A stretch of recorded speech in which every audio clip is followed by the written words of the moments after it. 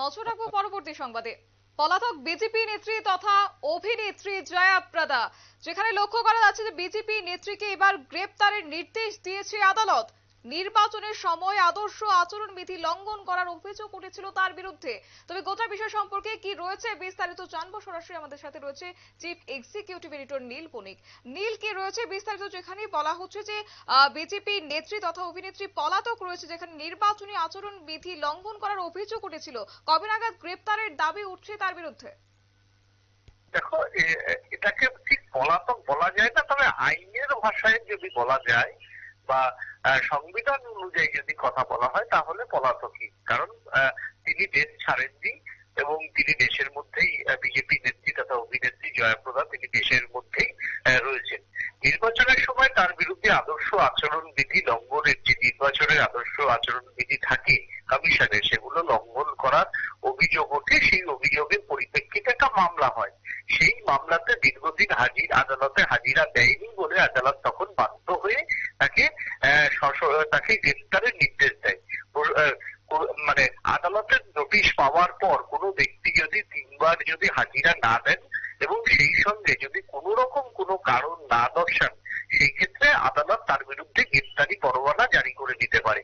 এই ক্ষেত্রেও ঠিক তাই হয়েছে যে 3বার তিনি হয়তো আদালতে হাজিরা দেননি নোটিশ পাওয়ার পর, তারপরে তার বিরুদ্ধে গ্রেফতারি পরোয়ানা জারি করতে বাধ্য হয়েছে আদালত। তবে একজন দায়িত্বশীল মানুষ হিসেবে একজন অভিনেত্রী, তিনি একজন স্বনামধন্য অভিনেত্রী ছিলেন, এক সময় বলিউডের নামকরা অভিনেত্রী, তারপর বিজেপি নেত্রী। তার কিন্তু এই ধরনের দায়িত্ব জ্ঞানহীনতা মানায় না। এবং তিনি যদি আদালতের যে সমন, সেই সমন যদি তিনি বারবার এড়িয়ে যান, স্বাভাবিকভাবেই কিন্তু প্রশ্ন উঠবে।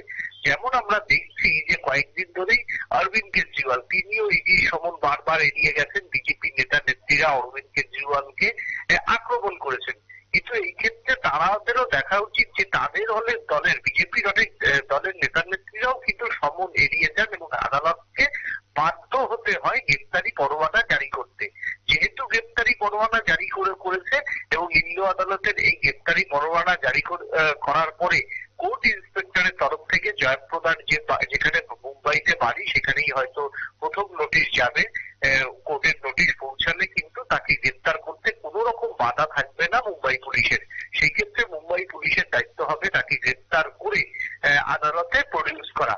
আর আরেকটা হতে পারে যে যদি এই নোটিশ যে তার নামে যে গ্রেফতারি পরোয়ানা জারি হয়েছে সেটা যদি তার কানে পৌঁছায় এবং তিনি নিজে থেকে যদি আদালতে এসে সারেন্ডার করে সেই ক্ষেত্রে, এবং সারেন্ডার করার পর যদি বেল পিটিশন করে, তাহলে আদালত বেলও দিতে পারে, প্লাস মনে করলে আদালত তার গ্রেফতারির যে পরোয়ানা জারি সেটা ক্যান্সেলও করতে পারে। এখন সেটা সবটাই আদালতের বিষয়। তার আগে কিন্তু জয়প্রদাকে, এই বিজেপি অভিনেত্রীকে সবার আগে আদালতের দরজায় আসতে হবে এবং তার না আসার পিছনে কারণটাও কিন্তু আদালতের কাছে এসে দর্শাতে হবে। শতাব্দী। ধন্যবাদ নীল। কথা বলছিলাম আমাদের চিফ এক্সিকিউটিভ এডিটর নীল বণিক ছিল। এক্ষেত্রে বলা যায় পলাতক এবার বিজেপি নেত্রী তথা অভিনেত্রী জয়া প্রদা, এবং বিজেপি নেত্রীকে গ্রেপ্তারের নির্দেশ দেওয়া হয়েছে আদালতের পক্ষ থেকে, যেখানে নির্বাচন সময় আচরণ বিধি লঙ্ঘন করার অভিযোগ উঠেছিল তার বিরুদ্ধে। নিয়ে নিচ্ছে ছোট্ট একটি বিজ্ঞাপন বিরতির, সঙ্গে থাকুন।